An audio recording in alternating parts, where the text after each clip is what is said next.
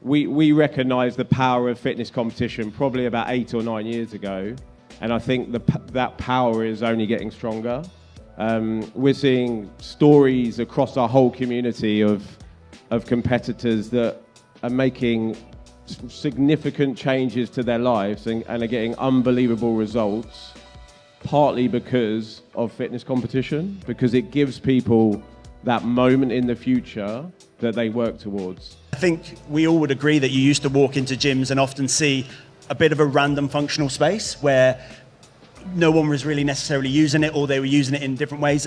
I like to think that those areas are becoming a lot more popular in gyms, and that's not just because they're training for HYROX, it's just because the way that they're training and the way they're seeing people train through Instagram, etc., is translating into those spaces, and then they're looking to upgrade them.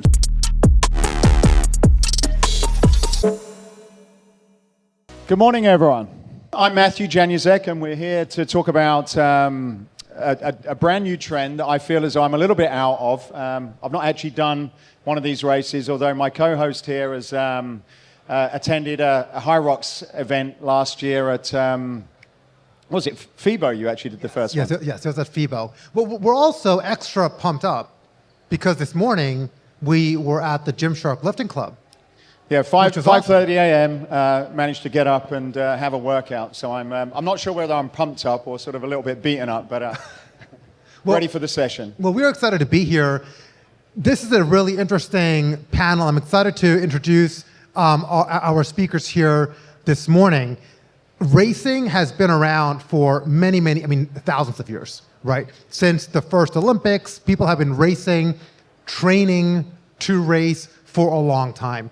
The change that we see happen now is that training, in a lot of ways, has become the sport. So we are now in the sport of training. The question for a lot of operators, people in tech like myself and people who are just serving the industry is this a fad? Here are some examples. So obviously, in the 60s and 70s, we saw the rise of aerobics and running, 5Ks, half marathons, and so on. Ironman was then born as an extreme endurance event. You saw ultras. Then CrossFit came to the market. And with the launch of CrossFit Games, it really, one, expanded the community. The Open was something that anyone could potentially join and participate in. It also provided somewhat of a way to measure yourself. And you could say, how did I do on the same field as some of the most elite athletes in the world? And I think people largely enjoyed that. After that, we saw the rise of mass participation sport, and that became a term. You saw fun runs, bubble runs, but it also was a rise of obstacle course racing. We've got Spartan here as well, someone who I've worked with for a long time.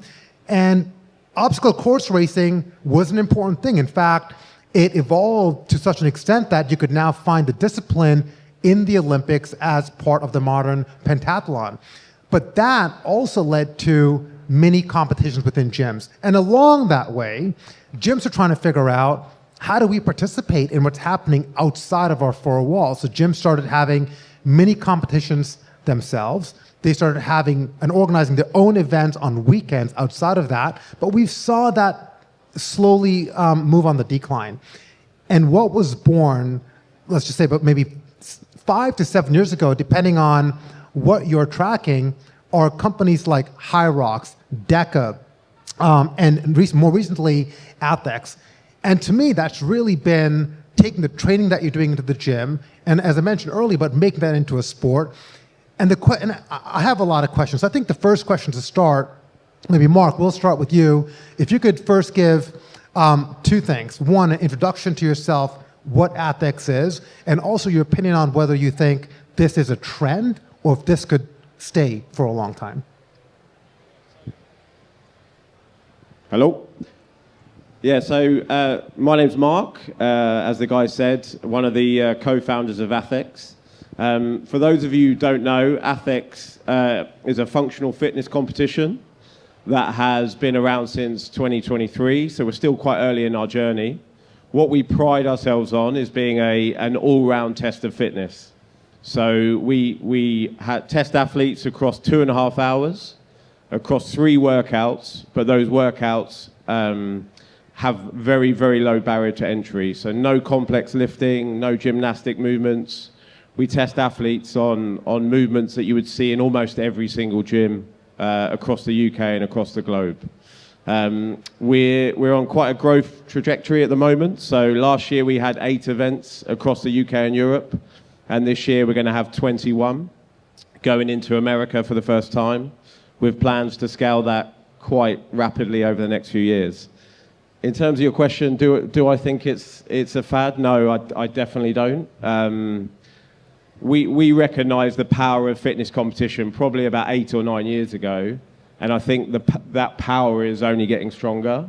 We're seeing stories across our whole community of competitors that are making significant changes to their lives and are getting unbelievable results, partly because of fitness competition, because it gives people that moment in the future that they work towards.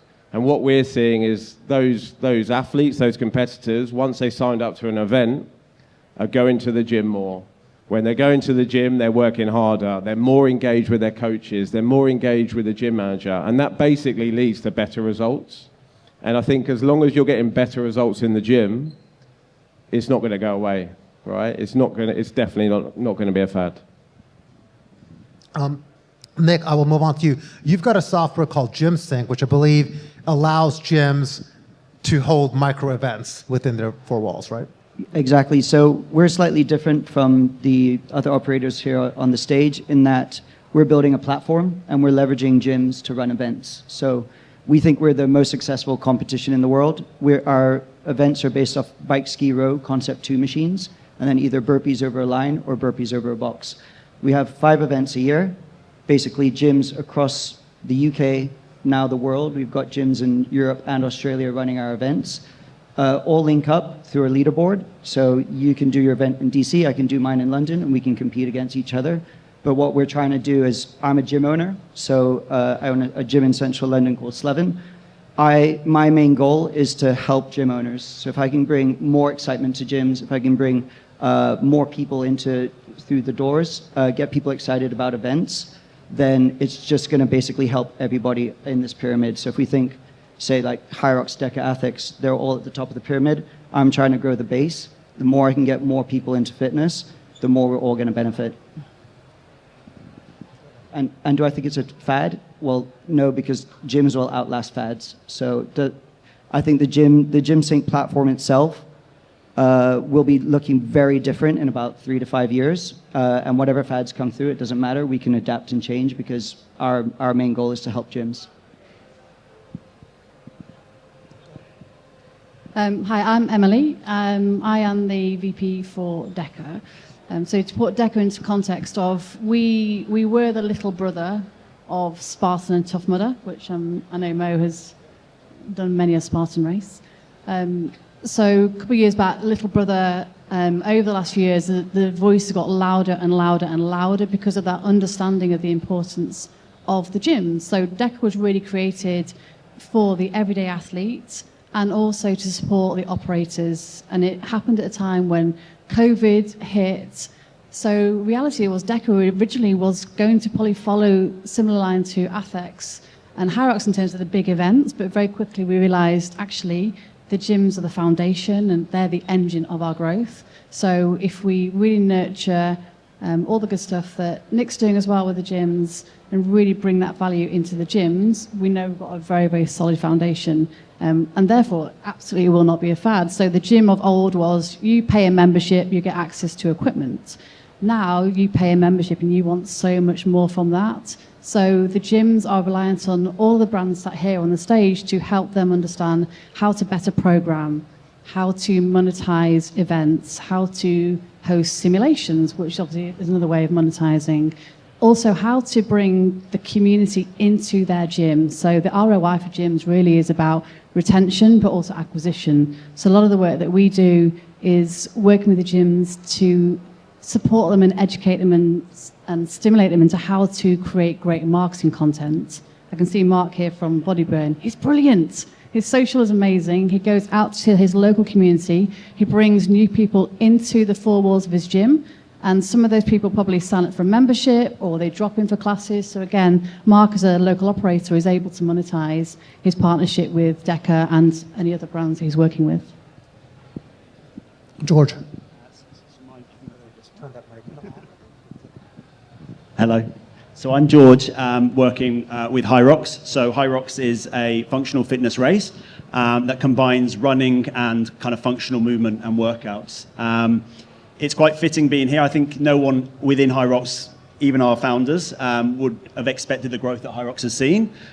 Since even back here in 2021, HYROX ran an event in Birmingham just after the COVID, and there were 600 participants in that race. So for those people that have raced in HYROX, I'm sure the idea of a big empty race floor would be quite an appealing one. But you fast forward to 2025, and we ran an event in London with over 40,000 people taking part. And I think very similarly to the panel that have just said, the success of that, and I feel reasonably qualified to say this as I was previously a gym owner, is the gyms have done the hard work in this, as in they're really the ones that are driving people. And I think not just the success of HYROX, but the growth has come off the back of a little bit of luck with timing.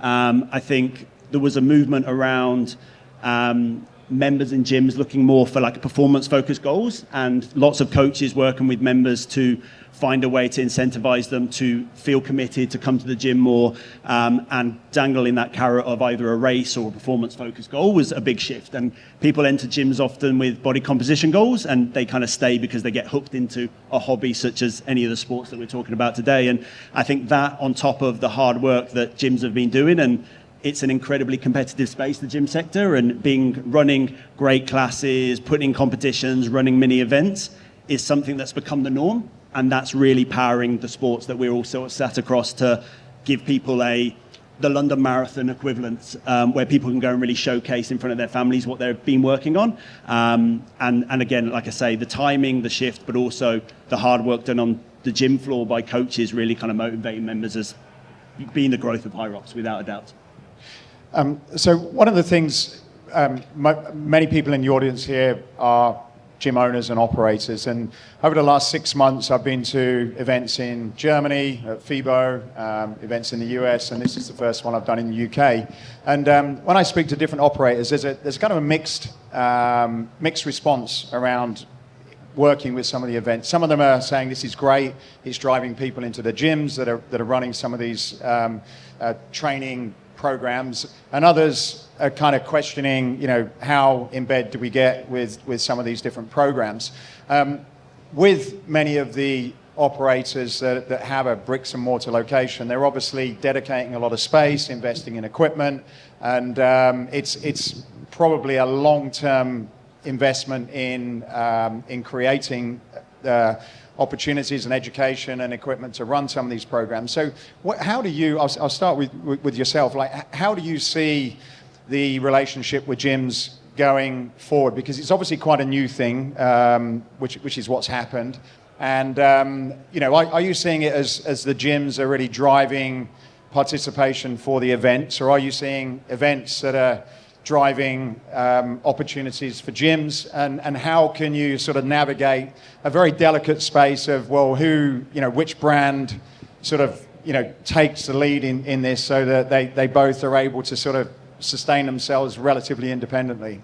Yeah, so firstly, HYROX affiliation model, where we essentially partner with gyms, allowing them to not access just our workouts, our education, but also being able to advertise that they're running HYROX focused workouts, was grown around the independent space, so the independent gym space, and only probably more recently have the bigger gym chains kind of come to the table and sort of seen somewhat the value around building inner communities within their facilities. And I think that peddling that those independent gyms were doing, where they are competing against some of the most incredible facilities that you'll ever come across, the way that they can somewhat get an edge or even survive in many ways is by not just creating these communities, but creating very personalized experiences. And we felt that HYROX was the ability to create that kind of shared goal, that like mini ecosystem within a gym that was really just like flourishing. So we really found that through the independent space. And what we've then seen is it's then now moving not just to having a great coach and a great space, but also what equipment are you offering? And the race format within HYROX is always the same. So it's meaning now athletes that are really dialed in are now, there's an expectation that they also can train within their race facilities. So our equipment provider through our races is Concept for the erg machines and then Center for all of our race equipment. And what we're now seeing is athletes not having an expectation but wanting to find race conditions, and therefore there's a need for gyms to also look at their spaces and work out what can they do within them to bring them up to speed so they attract more leads. And again, from a gym point of view, we know it's more leads means more trials mean more members, and then you hold on to them with retention. And if there's different ways that you can attack that, and if one of them is creating an incredible HYROX training facility with race turf and race sleds, there's a good chance that our community of athletes are going to find their way into those doors for those race conditions. And again, so there's this like balancing piece now where it's not just about great Group X, it's about facilities, and it started with independence. And I think in a lovely way, these big operating gyms, and Everlast is a great example, they've done incredible things with their facilities, bringing HYROX to the table, but they're also trying to find ways that they can make people feel that they belong in their gym, and that's their gym and their club. And they're looking at CrossFit boxes, F45 studios to work out how they've come up with this formula, and they're bringing it through. And I think then the equivalent of the independents are looking at these facilities going, wow, imagine having ice baths in the change rooms. Okay, cool. What do we do? And we're seeing this kind of snowball of just the gym standards really rising. And I think from a HYROX point of view, we just sit along the side of it, trying to support in any way we possibly can. Similar question to yourself, Mark. What's your position on this one? I think the relationship between fitness events and races and gyms can be and is a very strong one, and I think it can work for both sides. I think where potentially some gyms may make a mistake is focusing solely on their members' performance in the race or at the event. I don't believe as a gym owner or a coach you should just, in the HYROX example, focus on the running and the 8 movements and forget about all the other fundamentals of strength and conditioning. I think the race and the event, like I said, can be that moment in time that can offer inspiration, can offer motivation to the member, but you have to do all the basics as well. And I think that's where you can have success as a gym owner when it comes to fitness events. For me, you should challenge your members to do different types of races, different types of events, because that will essentially mean they're going to get better results out of the training you're doing. So yeah, it's an important part, but I don't think it necessarily needs to be any gym owner or manager or coach's sole focus on improving the time or improving their leaderboard position, even in an ATHX. It's part of the total picture. Mark, which is really interesting. I want to move to you next as it relates to Spartan and DEKA, but we've been thinking about that, right? So I love HYROX. We're going to be working with HYROX. I'm doing one in March, another one in April. And at the same time, I've been working out since I was 14 years old.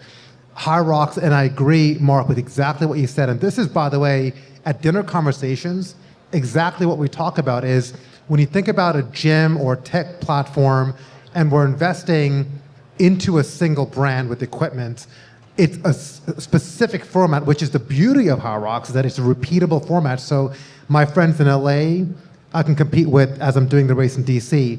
At the same time, though, it doesn't afford for flexibility. Maybe I want to train for a marathon. Maybe I want to train for a Spartan or an Ironman. So Emily, I've worked with Spartan starting in 2012, going way back, the early days. So I saw early Spartans with just 1,000 people to the tri-states in New Jersey, which I think had 30, 40,000 people on a weekend. So when I'm asking the question around, is this a fad? Because we've seen that before, and we've seen it come around. Spartan in the early days also had SGX, and I remember working on that as well.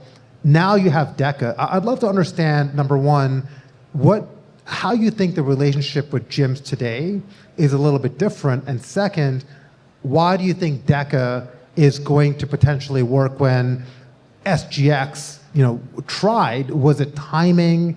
Was it consumers? What's different about this today? Well, SGX is actually the name for our coach program globally. So SGX is a Spartan OCR, obstacle course racing coach. You've then got your DEKA coaches, so similar to what George is driving hard. So it's two different things. I think where OCR has obviously grown and grown and grown and grown, OCR now is very much about that destination weekend, going to incredible parts of the world, going to the Morzine French Alps and having an incredible weekend and really testing yourself. DEKA is an urban product. And now when you speak to gym affiliates, they will probably tell you that their membership will be 65, 70% female. The demographic will be probably women in their late 30s, early 40s. So it's consumers who are now prepared to invest in their health. They want something that's quick, simple, easy. It's community driven. They can go and have a great time. They can work hard and they can effectively put a date on the calendar and work towards something. So where DEKA is slightly different to HYROX is that we have three key formats. We have DEKA Fit, which is the 5K run event you would see in a big arena. You have DEKA Strong, same 10 zones, no running, and DEKA Mile, same 10 zones, and a total of 1 mile running. So our gyms, the Strong and the Mile live in the gyms. And that's our commitment to really create two incredible products that are exactly the same anywhere in the world where you might compete. They live in the gym. So if actually Mo, you need to go and do a DEKA Strong. You go and do a DEKA Strong in Mark's gym, which is not far from here.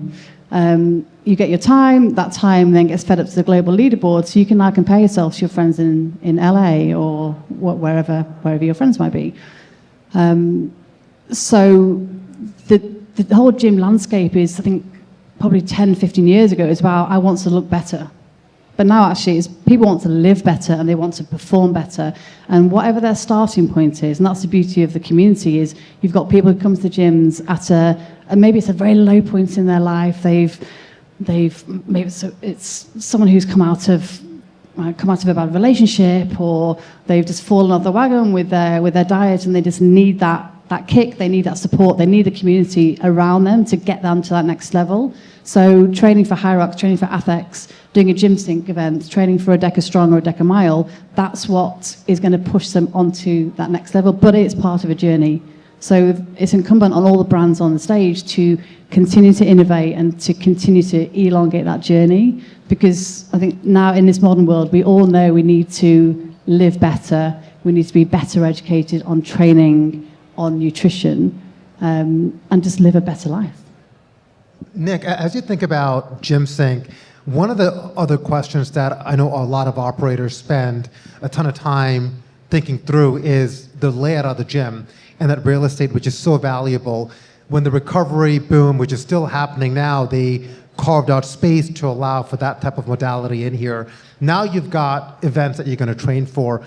George talked about HYROX and kind of creating these HYROX spaces like Everlast and other gyms have done. Also, I think you have gyms like Gold's Gyms as well in the US and many others. When you think about GymSync and from an operator perspective, how should they think about gym layouts? Do you think that they need to be thinking intentionally about having a part of the gym that is curated to hold an event or potentially could be moved around to hold an event? Or do you think that any gym could work? The beauty about GymSync is we've thought about all of this. So like the gym layout doesn't matter. It could be a small group PT. They could have 2 ergs. They could be a massive gym. They could be a third space. They could be an Everlast. It doesn't really matter, because all they need to do is have the erg machines, and they need to have members that they're going to get excited for it. So we've created, I know gyms because I'm a gym owner myself, so I know every gym is different. I've been doing the CrossFit Open since 2011. When there's overhead walking lunges with the barbell, it fucks it up for 90% of gyms in the world. So what we tried to do was we said, we're going to take out all the issues that all these competitions have with judging. So it's always burpees over a line. It's always on the concept 2 erg machines. If you started fitness last week, you can be a judge for this competition. There's no RX, there's no scale, there's no pro. Everyone does the same workout. So again, barrier to entry is minimal. Then another issue is, well, do we have different categories? Okay, so we've got to have women go first, men, then a mixed team. Doesn't really matter. Everyone books in as if it's a class. So the gyms run it as if it's a class, and it literally doesn't matter if you started your fitness journey last week, you're the top dog in the gym, you're all doing the same workout at the same time at any gym in any world, and in any part of the world, and we're starting to prove that. So we launched across 5 European cities in our last event using our partner Nike. So now we're in Barcelona, we're in Berlin, we're in Hamburg, we're in Amsterdam, we're in Paris. We're starting to get into the Australian market, which we think is going to be unbelievable. So it doesn't matter what language you're speaking, what the workout is, because we've simplified it to such a level. We just think that we can just take it, scale it just all over the world. Today's episode of the Lifts podcast is sponsored by EGYM. EGYM delivers smart strength solutions that help gyms and health clubs attract, engage, and retain members while improving health outcomes at scale. From intelligent equipment to AI-powered training programming and corporate wellness via WellPass, EGYM is leading the way in smart fitness. Visit egym.com to learn more. Just staying on gym design for a moment then, and probably people here that are looking at the list of different events that they could get involved in and are considering how do we lay out the space, and could we actually provide for all of those events, because they all sound as though they're quite interesting, and obviously there's growing communities in relation to what all of you guys are doing. I'll put this one to you, Mark. Like, do you think, or how do you think someone could practically consider laying out an area, and could you arguably have all three of you guys the training for each one of those events in the same space? And if so, like, how would you go about doing that? Yeah, I think you can, for sure, like train your members for all three different events, without a doubt. I think gyms just have to lay out their areas with that flexibility in mind. I mean, as ATHX, we're big believers in the power of strength training and the importance of strength training. So for a gym to affiliate with us and to properly train their members to do an ATHX, they can't be afraid of the barbell. So we need to have gyms that have barbell areas and squat racks, because that, like I said, we do believe in really strongly in the importance of that. So there may be the odd gym that would kind of take them out of our wheelhouse, but I think any gym that does train with barbells, it's then very easy to have wall ball targets for HYROX, to have sleds, to have a sled track. And, you know, we don't have sled work in ATHX, but we have dumbbell lunges that can be done on that track. So I think the spaces can be very, very adaptable. And again, to my point earlier, I think they need to be. I think it's a little bit dangerous going down one route and going, you know, pigeonholing yourself into we train people for just ATHX or just HYROX, because I don't think that's the best way to train people. I think it should be all-round training, and then people can pick and choose which event they do at which part of the year, and they'll become better athletes and they'll have better results from doing so. Emily, do you have any thoughts on that question? I do, because I always get asked this question from gyms, like, how much space do we need? So for DEKA, you need 1,200 square foot minimum. And I think it's also really important to recognise that as a brand, we're not targeting the gold gyms of this world. We're trying to work with gyms from a really broad spectrum. So our gym owners, I think they're incredible. They're up at the crack of dawn. They're working super late at night. They're trying to learn social media. They're trying to learn how to put a reel onto Instagram. They're probably some of the most hardworking people that I know. But they're the person that has to be so upbeat and positive every hour of the day, because their members need them to be like that. And I do believe that gyms should be programming to different types of programs. We typically see a lot of our partners will have, so Thursday at Caveman in Stoke is DEKA Day. So if I ever go down to Caveman, I'll be going on a Thursday with Emma Waring, who now works for Mark. And then Tuesday will be HYROX Day. And then they'll have a Saturday will be a HYROX Day, Sunday will be DEKA Day. They'll be incorporating ATHX into its own day as well. So, and that's great, because the members have got so many options to pick and choose from. But fundamentally, it's down to that gym owner and his or her coaching staff to get the members to think about doing some lifting, because it's, as Mark said, it's really important. You need to be able to lift heavy stuff, especially as you get older. So having that cross-section of options available is really, really important. And again, it comes down to that innovation that brands on this stage need to continue to drive. So this is the closest I've seen events make a relationship or form a close relationship with gyms. When you think about it, I remember even Spartan back in the early days. I was up in Joe's farm, and he believed you don't need anything to train. Just go outside, you pick up a rock, you chop some wood. Like that's what we would do as training. Now it's become a lot more structured. And I think, thinking about, George, the work that you and your team have done with HYROX, you've intentionally, even just think about this. As far as I know at FIBO, there's never been a mass participation fitness event, right, of the style of a HYROX or a Spartan. And as far as I know, also, no other brand, including Ironman or big marathons. The New York City Marathon and the New York Roadrunners would have good relationships with run clubs, but not gyms. But for the first time in the last 5 years, I think really starting with HYROX, you've intentionally said, we want to build a relationship with gyms. We believe that that's going to be a good acquisition tool for us. So that's driving people to your events. Now you've created this HYROX 365 program, which includes equipment, as you mentioned. It includes programming and content, your own technology. How important is it for a gym to be all in on HYROX, or can gyms also participate and have their members contribute to HYROX like training? Lifetime, as an example, I think has the Alpha Challenge, which is a HYROX-like event. So do you think it's important?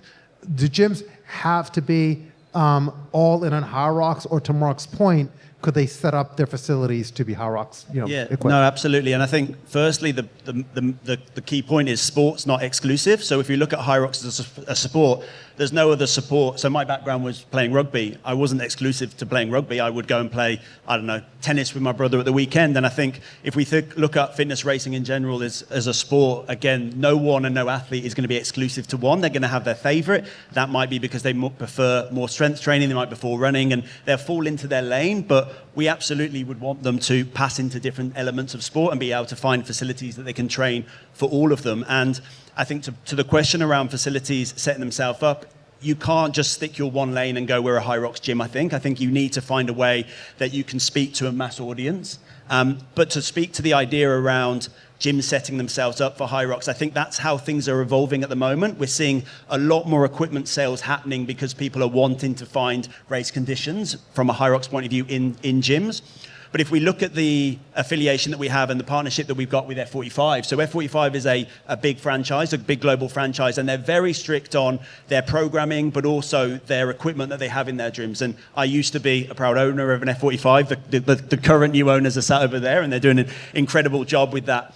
But with their affiliation and their partnership with HYROX is they could just incorporate HYROX workouts within the facilities without adding any equipment. Because, as Mark mentioned, from a training point of view, to get better at something like HYROX, you don't just do HYROX stations. You do strength-style workouts. If you want to get better at sleds, you probably need to do some squatting. So, again, it's not just about doing race formats in gyms all the time. It's about finding training spaces. And, again, CrossFit boxes, F45 studios are pretty much 99% ready to do that as it stands with what they've got. Only really now going into 2025, into 2026, are we seeing that shift around people really looking at their existing functional training space and how can we upgrade it. And I think gyms are in life cycles as well. They're looking at their facilities, things need to be upgraded, and now they're looking at what the current kind of movement styles are, and they're seeing themselves going, okay, now this is the time to invest. What shall we invest in?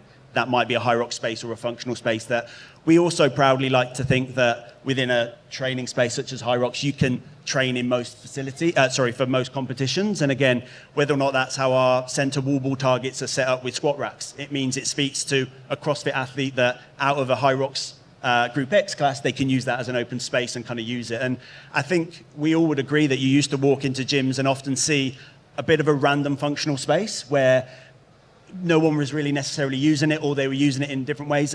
I like to think that those areas are becoming a lot more popular in gyms, and that's not just because they're training for HYROX, it's just because the way that they're training and the way they're seeing people train through Instagram, etc., is translating into those spaces, and then they're looking to upgrade them. So there is no definite barrier to entry to affiliate with HYROX and start running HYROX classes. But what we're seeing is there is a little bit of an athlete demand now where there's an expectation that if they are training in a HYROX class, they're seeing more facilities. But like I say, when we started the affiliation model, which is now, there's over 11,000 gyms signed up to essentially affiliate with HYROX, it's no barrier to entry. It's sign up, you get access to academy for education. And the other part from a gym point of view is your biggest asset is not necessarily your product, it's the people delivering them. So what we really spoke to was how can we upskill coaches? So what workouts can we give them, but also what education can we give them so they can do their own programming, so they can deliver workouts for their communities. And that was something that we really saw the value in. And gyms, again, my gym, my biggest retention wasn't necessarily our members, it was my staff. And how could I do that? And it was empowering them to devise a HYROX program for our community and build an inner community within our membership. And that was really where it really started snowballs. And that's one example, but we obviously see that essentially now globally. One of the things that has been a challenge for any businesses is to bring people in and then not just get them through the doors, but keep them coming back over and over again for several months or several years. The other thing that we know is giving people a goal to work towards certainly increases the chances of them doing that. Question to you, Nick, like I'm sure you've got a lot of data that you've got access to. What do you find that having gyms where they can bring people in that have got a specific event on the calendar that they're committed to, how are you seeing that, if anything, driving retention or longer-term commitment for gyms as a result of bringing in some of the training around some of these competitions or events?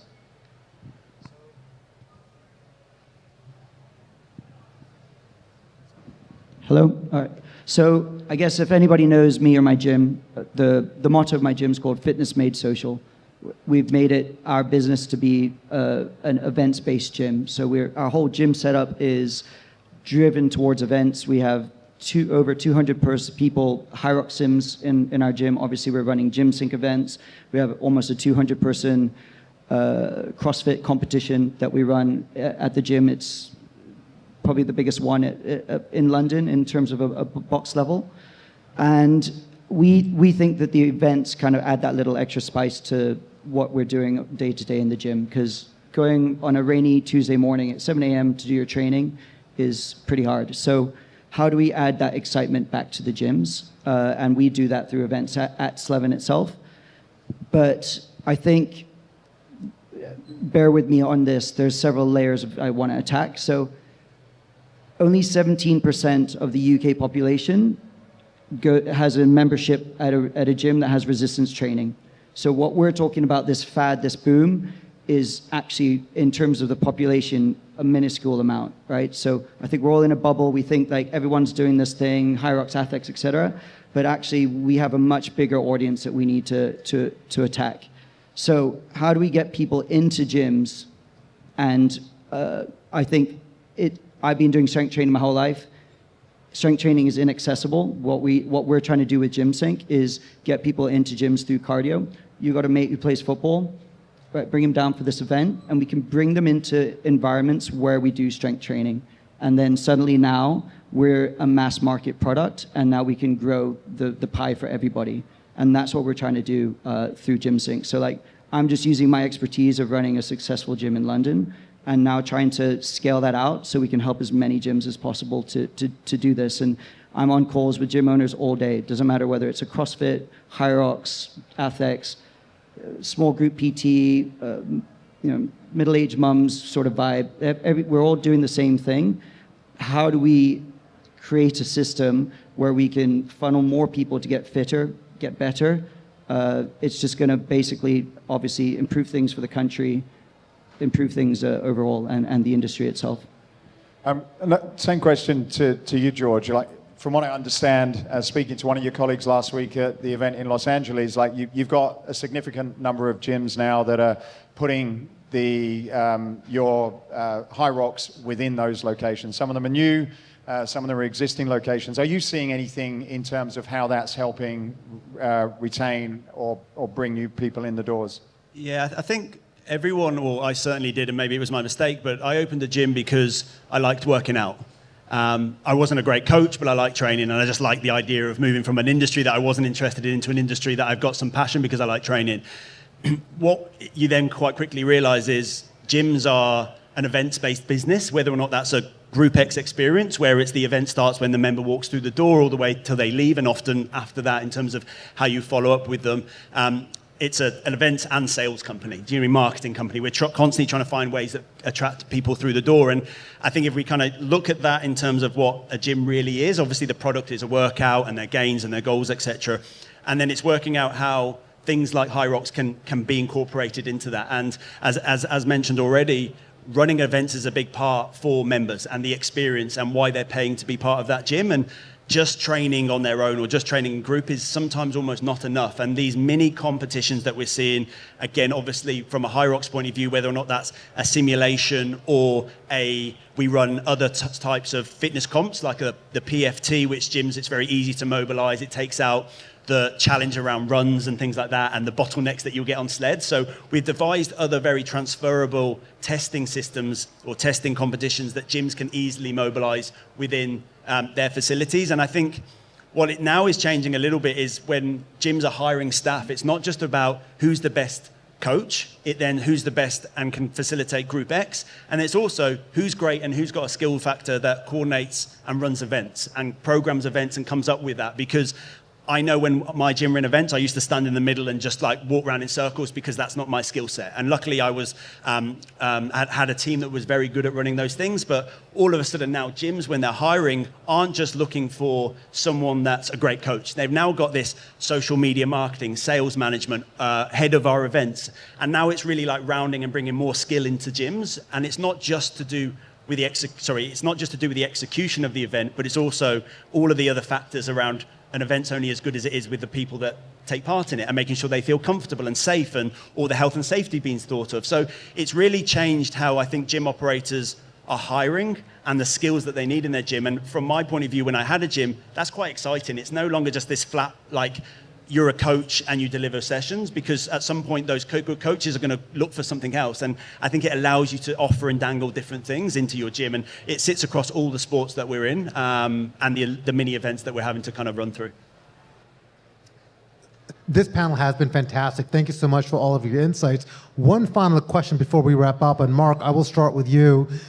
If there's one thing, so we heard a lot of, the importance of coaching, the importance of community, which I think people are really craving for, and a lot of your events really contribute to that.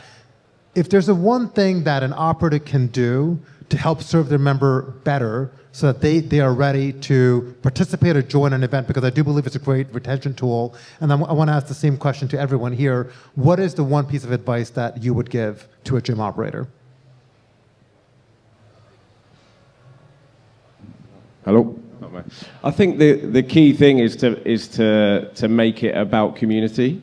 So we have gyms in our London event at the end of January. We had a gym who took over a whole heat.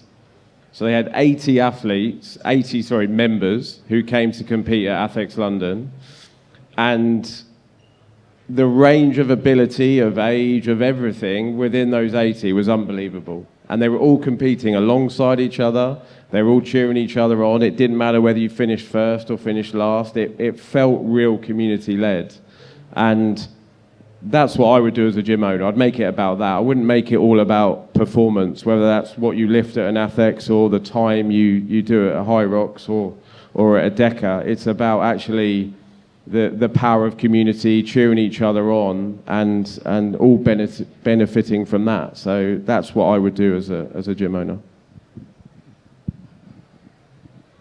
So I think the key word to think about here is authenticity.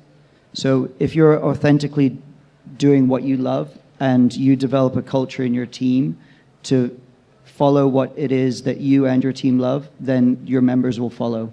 So you have to have a really strong culture in what you're doing from the top down in your organization. And then if you do that, then it doesn't matter what it is you're going to do, whether it's a HYROX, DEKA, ATHX, GymSync, the members will follow. And you'll find it's not about the race, it's not about the fitness, it's about that connection. And I've seen so many gyms whack a brand on their, whatever it is that they're doing, let's say HYROX affiliation, they say we're suddenly doing HYROX, but the coaches don't care about HYROX. It's going to fall flat on its face, right? So you have to make sure that those sort of levels work out. So your members will follow what your coaches do, and your coaches will follow what you do. If you have a breakdown in that system, then you're screwed.